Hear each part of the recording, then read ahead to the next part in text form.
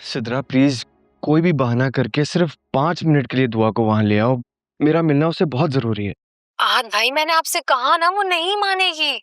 वो बहुत अजीब सी हो गई है, वरना पहले वो मेरी किसी भी बात से मना नहीं करती थी। भाई का है ना मुझे, तो भाई का मान भी रखूं।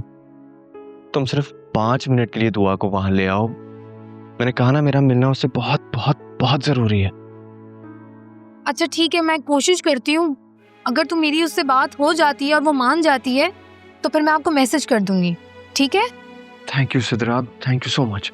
मैं वेट कर रहा हूँ। ओके, अल्लाह हाफिज।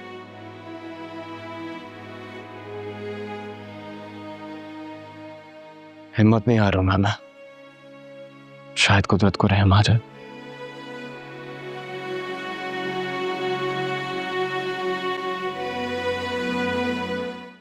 क्यों लेकर आई हो यहाँ? पता है अम्मी ने इतनी मुश्किल से आने दिया। तुम बस यहाँ पर 1 मिनट बैठो, मैं तुम्हें सारी बातें तफसील से बताऊं। बस मैं 1 मिनट में आ रही हूँ।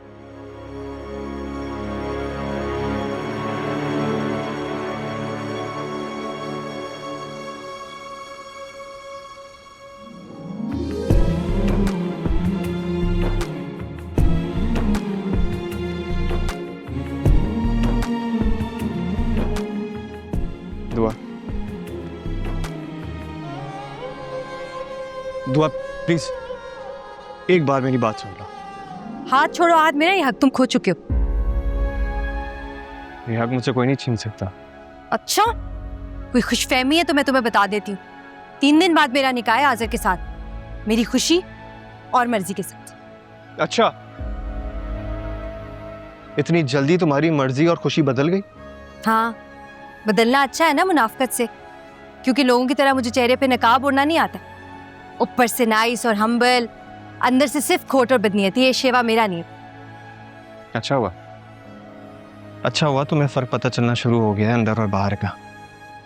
पहचान होने लगी है उन लोगों की जिनका अंदर और बाहर जुदा है। दुआ, तुम एक सेंसिबल लड़की हो, लॉजिकल हो, चीजों को अंदर बाहर से जांचती हो। अरे इतना अरसा हो गया तुम्हें उनके साथ रहते हुए, को जज नहीं कर पा रही? जरा सोचो तो सही। शट अप आहत, बस अब और नहीं।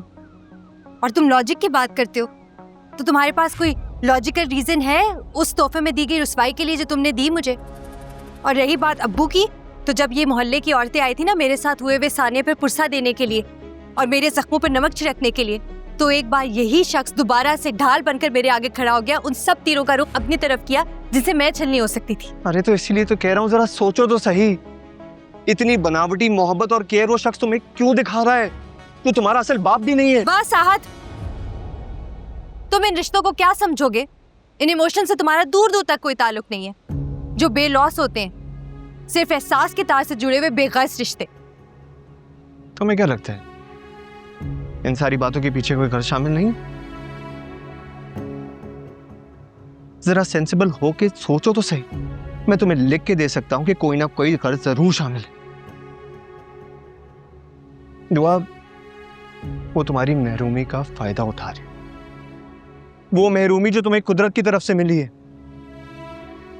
तुम्हारा यतीम होना कुदरत का फैसला था और तुम उस फैसले से लड़कर सारे रिश्तों को झुठला रही। कौन से रिश्ते की बात कर रही हो तुम? वो रिश्ता जिसकी वजह से मैं पूरी मोहब्बत और दिलो दिमाग के साथ सच सवर के बैठी तुम्हारी मुंतजिर थी, और तुमने थप्पड़ दे मारा अपनी बेवफाई का और दावा कर रहे हो सच्ची मोहब्बत का।